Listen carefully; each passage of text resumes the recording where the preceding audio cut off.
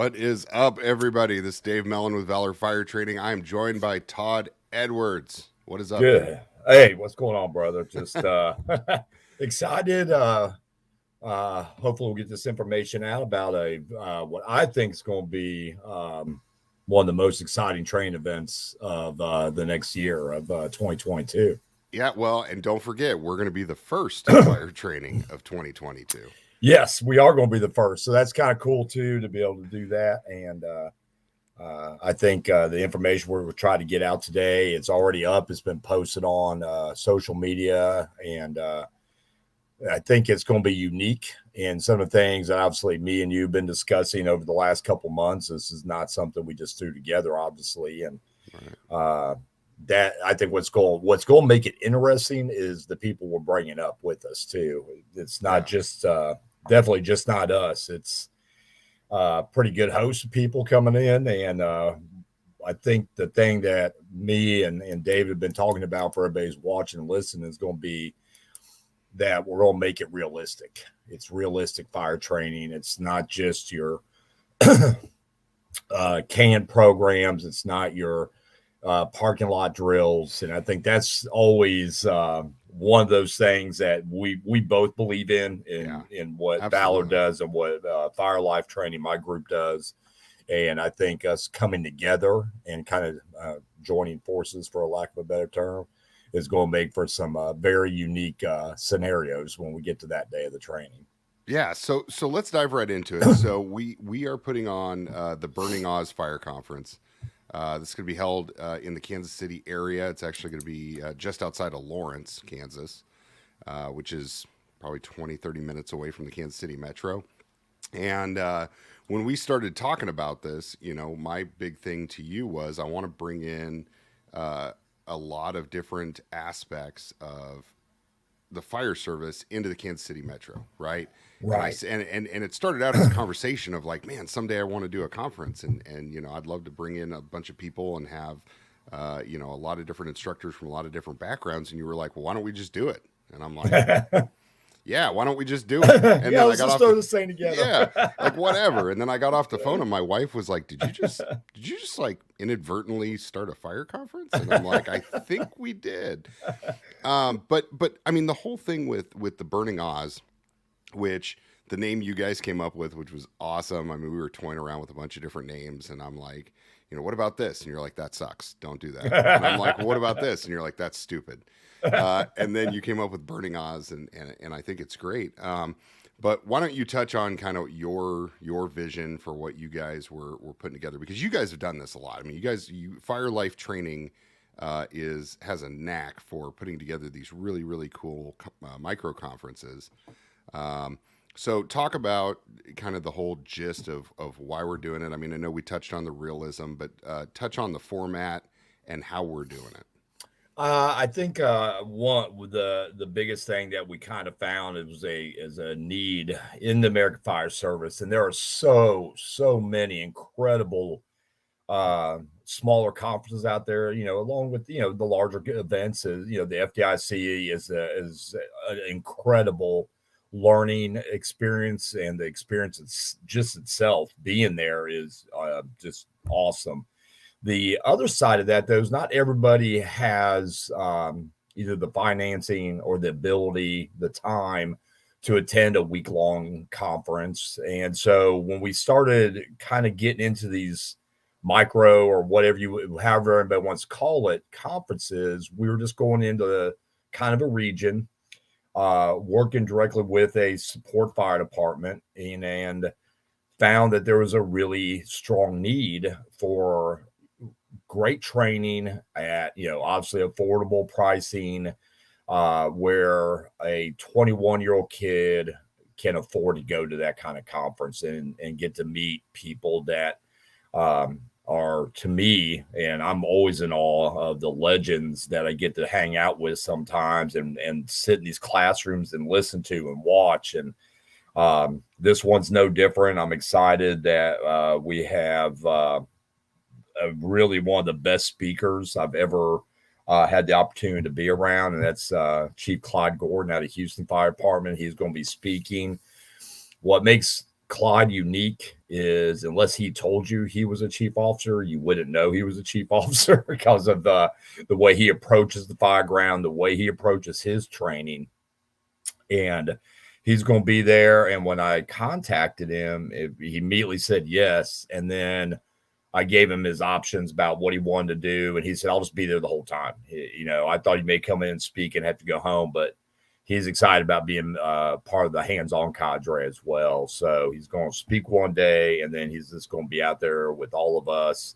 And he said whatever we want him to do. He said, if you just need somebody to throw pals, he'll throw pals. That's this kind of guy. And those are the kind of guys we associate with, I think. Very picky about the people we work with at these small events because I want those students to get every possible thing they can get out of this training. I don't want it to be, one and done. If I have a student that needs, 2 reps, 3 reps, 5 reps at one of our teaching stations, then we're going to give him 2 reps, 5 reps, 20 reps. That's what it takes. So when that person leaves that training ground, he can go back to his firehouse and be able to show things that he's picked up on or learned, whether it's moving a hose line, throwing a ground ladder, an extrication stand. Because we're, again, one of the other, really cool things about this is I kind of feel like myself and David are the low end on this conference in a lot of ways because we've got Jake Hoffman and Squad 5 training coming in for a complete extrication track. And it's just, we're given a lot in 3 days. And I think that's what's exciting about it. The student first concept. If you look at any of my stuff, I'm very driven by students first. I don't want to hear. Nobody wants to hear the war stories of David Mellon or Todd Edwards. They want to. That is a fact. That is a fact. They're there to learn, not to hear about our resumes. And that's one of the things I really enjoy about the people that I associate with, people that David, that you associate with. But these are just guys who want to share their knowledge and their passion for the fire service. And I think that's the biggest thing that we're going to be able to bring to this little 3-day event. Yeah. And it's cool because, we reached out to a lot of different area departments to kind of find out what they were looking for, what kind of training they wanted. Mm-hmm. And just in my discussions with firefighters around the Midwest, and it wasn't just Kansas City. I mean, for people that are watching, we have people signing up from Nebraska, Oklahoma, Missouri, Iowa, Kansas. And so there are, we've seen it with other conferences in the Midwest. We get a draw from all sorts of different places, which is awesome because you get the opportunity to fight fire and do extrication and do searches with people from either coast, Midwest, down south. And so it's really a kind of a unique experience. But what I was most excited about was when we found our site. And so we've partnered with Douglas County Fire District 1, just outside of Lawrence. And Chief Baxter, I think his initial conversation was about 3 minutes long because we told him kind of what we were wanting to do. And he was like, yeah, no, I'm in. You guys just let me know what you want to do. And I said, well, Chief, we really want to bring this realism to the fire service. And so with the training, we wanted to try to be as real as possible. And he said, hey, my tower is yours. My station is yours. Whatever you guys need to make it as realistic as you need, we'll do it. He was all in. It's good to have a partner like that. Whenever you're doing any kind of training, to have a partner with, especially the fire chief of an organization that understands the importance of quality training and understands the importance of it being as realistic, as we can possibly make it. And that's what really separates training out to me. I can go to a lot of classes and hear a lot of the same things over and over. But unless I can apply it in stress situations and really see what works and what doesn't work, I really don't get as much out of that. And I think one of the things that, me and you were having this conversation, I was having this debate a little bit with some guys. There are some incredible skills out there being taught on a regular basis. And there's skill sets that I teach, skill sets that I still use today. But we also really have a very strong focus on adaptive training. So what works for a Dave Mellon may not work for me, and what works for me may not work for David. We try to find ways that a student, based on their body type, their age, whatever the case may be, can take a skill and adapt it to themselves. And we spend time on that. And that's the thing, that we're not running this cattle call of hands-on training. It's very driven to allow students to really play and practice and throw out their ideas. I'm always amazed when a student says, "What if we just did this?" And then everybody goes, "Man, let's try that." And then we just keep on going. I was recently at a department in Alabama doing some training, and we were trying some different hose loads. And one guy said, "Hey, what if we just turned it this way and it worked?" So those are the things that I think, I know David and I have spoken a bunch, that I think we both promote, that there's no perfect way to do everything we do on the job, whether it's throwing ladders, stretching lines, loading hose beds. So while we're going to show you proven techniques and tactics, we're also very open to trying. And I love that. That's one of my favorite things, of trying new things during a training that a student may be able to utilize at their own organization. Yeah, absolutely. And I think it's so important that you said that, because there are times where, we find things that we really love and we really wish that we could do, but our bodies just don't want to do it that way. And so, Right. it's like, man, I just don't, and so, yeah, I've had students over the years who were, like the one that kind of pops into my head. I had a student that was born with a hand deformity.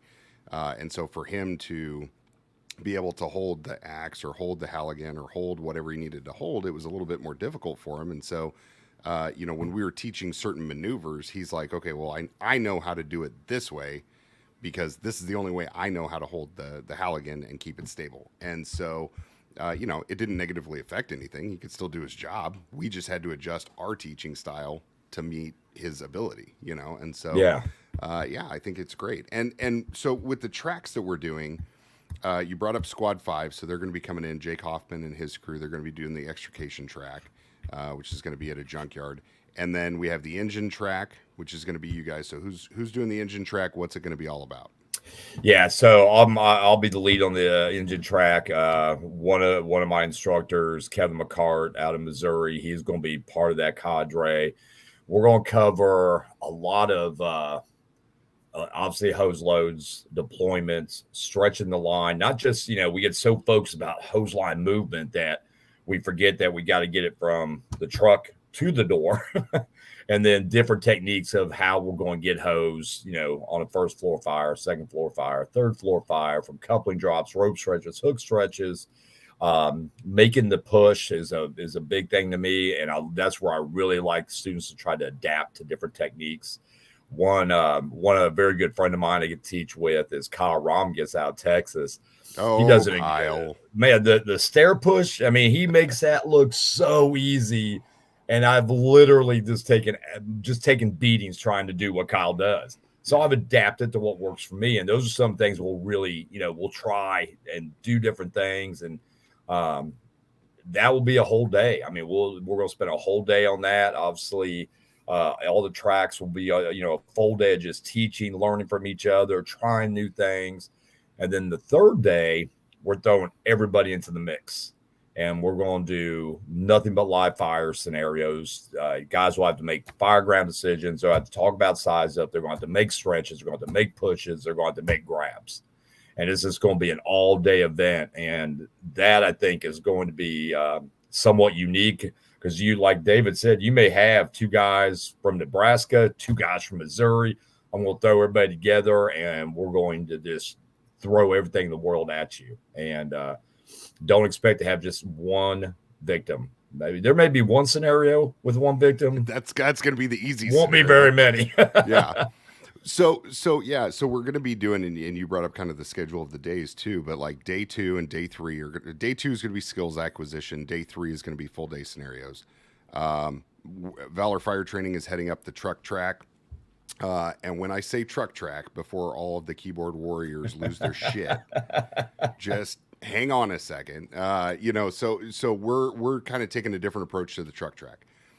Every department does stuff differently. I'd love to be able to bring in an aerial scope or, a mid-mount platform and a straight stick and a whole bunch of other stuff. So we're going to cover the skills of working on a truck, but not necessarily using a truck. So it's going to be your traditional searches, forcible entry, victim removal, firefighter survival, firefighter RIT type thing. And so for us, we have our cadre members, Chris Morrow, who's on Lawrence Douglas County. We have Bill Blackwell, who's on KCK Fire. We have a couple other guys from around the metro for unnamed departments that are in a large city. And so, when we talk about having those guys come in, it's really cool because we have guys and gals who are on moderate sized departments and large sized departments, and then we have volunteer department cadre members. So you're getting a mix because like at my career department, we have a quint, we run it, and I'm a career firefighter, and I go to work every 10 days a month. But then on the volunteer side, as when we're doing truck company operations, I have no idea who I'm getting. Right. I could jump on the rig with two of the new guys. I don't know. And so it really does bring, it's something for everybody. And for all of the times that we've done this in the past, when we've taught truck company ops in different places, it's really cool because the guys that have only done career are learning from the volunteer guys because they have to do stuff ass backwards because they don't have the ability to do, they don't have a 6-person truck company. Right. And so it's going to be really cool. When we talked to Chief Baxter, he gave us the full reign for his building, for his tower. And so we're going to be utilizing everything on that property when we talk about truck company ops with forcible entry and victim removal. So that kind of sums up day 2 and day 3. So what about day 1? Why don't you kind of talk about that? So day 1, obviously, I've already mentioned I'll be doing a lecture. Dave is going to be doing a lecture. You're going to get to hear from Chief Gordon, which is one of those classes. I don't even know which one he's going to do, and I'd rather not know. I kind of like being that surprise. And I believe we're going to have Jake is going to do a lecture as well. So I think one of the things that I know some guys shy away. They're like, oh, I don't want to sit in a classroom. I think what you're going to see with this particular lecture group or this lecture, day is out of the box lectures, not your, 4 hours of 5,000 PowerPoints. Good God, nobody wants to see that. I don't want to see that. And I sure the hell don't want to write that kind of program. Right. I think most of us, interactive, engaging. I have to give this speech now before I teach, Dave, so you'll understand when I say it and you hear me. When I ask students questions, it's not to put you on the spot, it's to engage thinking, because I apparently hurt somebody's feelings recently at a program because I asked him a question, his feelings got hurt. Right. But if we're in the interaction part of lecture, to me is so critical. And I'm always amazed, and I have my book out now in case I pick something up today. I keep this book with me while I'm lecturing and when I'm sitting in lectures, and I'm always picking up something, and that's the biggest thing. If you walk out that lecture day, meeting some new people, picking up one or two little things from a guy during a break, then it's worth that one day of being in a classroom. And I think those are very, very cool things. I was literally one of the biggest things I enjoy. I'll be in H-Rock down Pensacola Beach in a couple of weeks. Is I get to sit in I'm working, but I'm also sitting in a lot of the lectures, and I'm always amazed. And one of the things I always tell, just because you've been on the job for 10 years or 15 years, a busy place, take these moments, these opportunities to go to these small conferences or a local conference or a big conference and find out that there's a lot of really cool things, or things maybe not always new to you, but maybe a different spin or a different perspective on the job itself, whether it's, perspective on the us versus them debate and the safety debates and the all the fire behavior things. There's so much just incredible, cool information out there right now. And I think the way we're delivering it throughout the American Fire Service is absolutely awesome. And I think that's one of the cool things about lecture, I'm excited about the lecture day. And I think we also have the uniqueness of the Firewife thing we've been talking about as well. Yeah. So, and before we touch on the Firewife life, I just want to let everybody know that we're actually going to be doing the lectures at the Lead Center on KU campus. We got that dialed down. So it's going to be really cool. It's a really cool and unique event venue. And so for us, when we were looking at looking at different venues, I'm like, let's go big or go home. I mean, we had the option of a couple different venues, and I'm like, man, let's try and get the lead center. And a lot of the guys that I was talking to, they're like, dude, you really think you're gonna be able to get the lead center? And I'm like, I don't know, but we can ask. And so your wife, Kathy, was able to kind of get that squared away. And so yeah, I mean, the lecture portion, I know at least for mine, I'm gonna have slides, but they're gonna be pictures or videos, and they prove a point.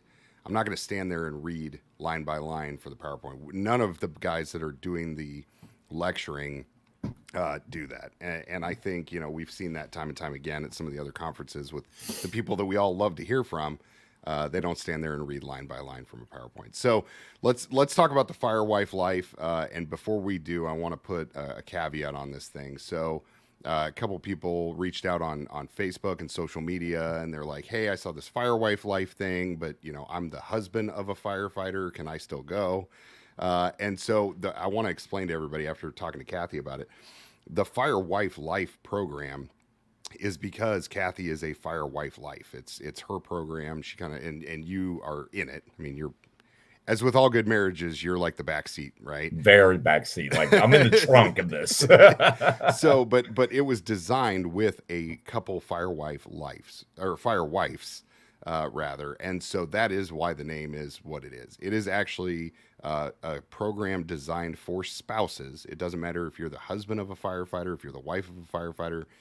It's LGBTQ safe. It's one of those things that when people I think see Firewife Life, they think, oh well, I'm not a wife per se, so I can't attend that. Well, it really is open to anybody who is the spouse, partner, boyfriend, girlfriend of a firefighter. So why don't you kind of talk about it, what it is, and why it's so important to you guys? Because I think it's an awesome program that doesn't happen at a lot of places. Yeah, and I think the biggest thing that my wife really saw from traveling with me to some of these bigger events, she was kind of accidentally meeting other wives here and there, or they would see each other and just kind of pass each other in the hallways and stuff.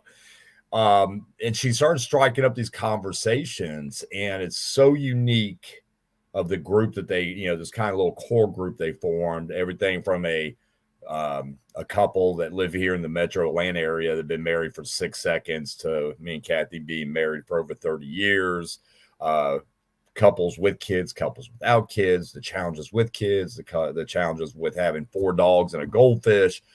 And what they've really developed is kind of a really strong bond and network. And so one of the things that, I promoted, and I know David does, that our job is so unique in so many ways, and there's so many unique challenges. And I know people watch this, how many of the brothers and sisters are going to be working this Thursday on Thanksgiving away from their wives and their kids, and then Christmas Eve and Christmas Day and New Year's. And so it's not a job or career per se that most people truly understand.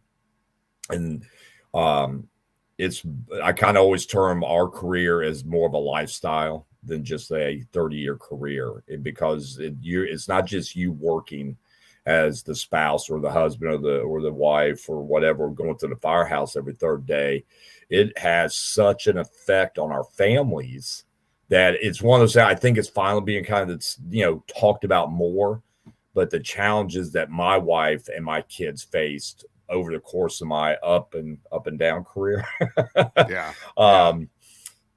where I was oblivious to until we started talking about this kind of program, and I think that is probably the most unique thing about this network that they formed, this bonding they have now.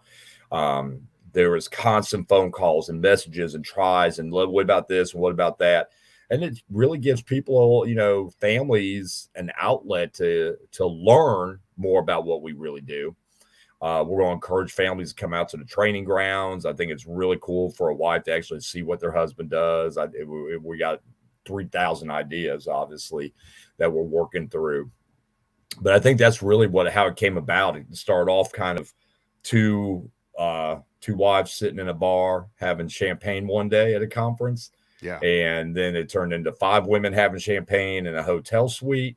And then there was a Facebook page, and it really, it's really how it was so funny. I came back from teaching, came into my hotel room, and there was just champagne bottles and wives everywhere. And we you just slowly shut the door. Yeah. I'll be downstairs.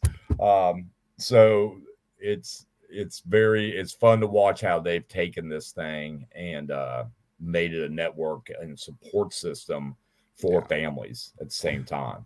I'm excited for everything that's going to happen in 2022. But when we picked the date, it was we toyed around about the end of 2021, and I said, you know what, I really just want to forget 2021.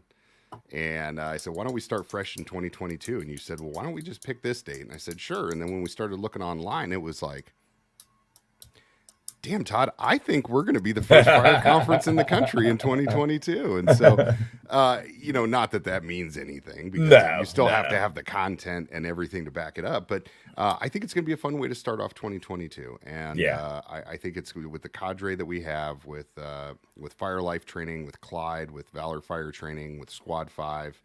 I think we're gonna, it's a great opportunity for everybody to do what you want to do in that niche area. If you're into extrication, you can hit that. If you're into truck stuff or engine stuff, you can hit that as well. So where can people go to sign up? Yeah, so on our webpage, we kind of had to figure out how we were going to do this. So it's www.firelifetrainingassociates.com, and then when you get on there and you go to events and you click on the registrations, and that's pretty much it. It's really easy. Once you get to the site, it's really, really easy. You can go to my Facebook page, Fire Life Training, or my personal page, Todd Edwards, and we're constantly posting that out there, and you can you'll see the link and everything right there on our Facebook pages. I know David's been pushing it out on Valor, and that's really that simple. Is and one. Let me make sure everybody understands when I say this. We are the focus on the training. We're not focused on anything else when we do these events. We really, truly are not. Fortunately, we have a great support system of, again, my wife and other wives, and I've got other people that work with us, and they take care. They kind of, they have to, the training part to me is the fun and the easy part. All the other work, like, hey, what hotel? I don't know. Right. Yeah. I don't know where we're staying, but we're going to stay somewhere. We're going to teach. I just know where we're burning at. I know that we're going to be doing a lot of cool hands-on shit. And then I fortunately got people in the behind me to handle all the, getting the light center organized, and that there's a contract and everything, which I didn't know. I saw it. Yeah, we don't deal with any of that stuff. We just show up. She signed that stuff. And it happens at Light Center, they'll come after her, not me. So that's how you can register for the conference. We'll be putting out information, and as things come along, we'll blast that out and keep everybody in the loop. You'll get a welcome email if you register, a week or so out or 4 or 5 days out on everything. I will tell you this, and I don't know if it's actually on the site. Bring full gear, bring at least a BA and a bottle, an extra bottle, and we'll figure out everything else from there for you. But bring your stuff, bring yourself ready to work, because even though we're going to be teaching on one day, on the scenario-based day, it's just going to be bam, bam, bam, wide open all day. We'll have and I think what's very unique about one of the things that on the scenario, just so everybody has a little bit of an idea of what to expect on that day. After the scenario is over, we do a hot wash, and it's kind of like what, an after action review. And we'll talk about all the things we did really good, things we could have did a little bit quicker, things we could have improved on, little things like that. So it's not just running in and grabbing a baby and running out of the building. We take a whole different approach to those type of avenues, to that type of training. And you may encounter, I don't know, somebody in underwear and a mask. It's going to be, I actually have a couple new ones I haven't shown yet. I may just not even tell you about them. I don't even want to tell you. I'm just going to show up. So those, and again, it's realistic. It's a great networking, learning from each other. It's probably the most humble people you'll ever be able to take classes from too. And that's again one of those things that I think that I enjoy about it as well. Yeah, absolutely. And I want to add one thing. You mentioned bringing your gear, bringing your BA, which in the Midwest we call it a SCBA. I'm sorry. Yes. I know. I went Self-contained places. breathing apparatus. I went somewhere. I went somewhere a couple years ago, and they were like, "Yeah, go grab your BA," and I'm like, "You want me to grab my what?" And they're like, "Yeah, grab your BA." I'm like, "Breathing apparatus?" They're like, "Yeah." I'm like, "Why don't you just call it an air pack or a SCBA?" But anyway, same, right? But my whole thing is, you mentioned bringing all that stuff, but also I want people to bring their stuff. I want you to bring the stuff that you keep in your pockets that you use every day, because we want you to be able to function and try those things in as realistic of an environment as you can. One of the big things, since I'm doing the search deal with a couple other cadre members, we all have the same view. We want you to bring that webbing that you keep in your pocket. We want you to try to put a hasty harness or wrap it around a victim. And we want you to try that. And then we want you to compare it to maybe a way that we taught you to do it that's a little bit different. Mm-hmm. And if it works for you, I mean, listen, it doesn't work for me. I don't like carrying webbing for that purpose. I carry webbing for a million other things. But you will never find me in a dark hallway putting a hasty harness on a victim with a piece of 10-foot webbing. And so, we want you to see that. We want you to experience that. So if you have stuff in your pockets that you normally carry, bring them with you. And if for some reason you have stuff that, you're like, hey, I usually carry this or I usually carry that, I guarantee you one of the other students or the instructors will have close to what you have. If you're flying and you can't do it because of weight, we'll figure out a way to get you some stuff in your pockets so that you can try it out. Because that's one of the biggest things that I found is everything's great when you go to a conference and you don't have anything in your pockets, or you don't get the opportunity to use what's in your pocket. But that's not what it's about. We want you to be able to experience that. We want you to be able to use all those little things. Yeah. We're not handcuffing anybody. That's the difference between just checkbox training and real life scenario based teaching stations and real life based live fire scenarios. That if I can't use it in these conditions, how am I know it's going to work? When I actually need that, whether it's doing a harness like you're speaking of, or using a carabiner or using a piece of webbing to help drag hose, try it. I don't care. I mean, I literally, the more you try, the more I get to learn too. So it's Absolutely. Really, I love seeing what guys are doing out there. So that's how Absolutely. We learn from each other. All right. So I'll put a link in the description for the sign up for the conference.